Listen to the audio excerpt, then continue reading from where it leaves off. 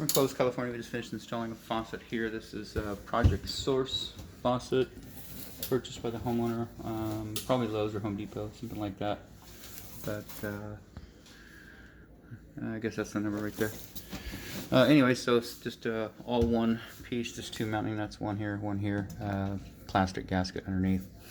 And underneath, pretty straightforward, just two mounting nut. We give you some new braided connectors there. So from your cold water valve, we got a 3/8 by 1/2 inch by 20 inch braided connector, and same thing over on the hot side. The rest is yours. The shutoff valve's yours.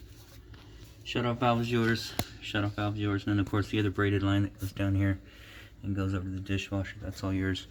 That packing nut over there was leaking a little bit on that valve, so we tightened it down. It's in good shape. This one was fine. It's copper plumbing to the home, so that's great.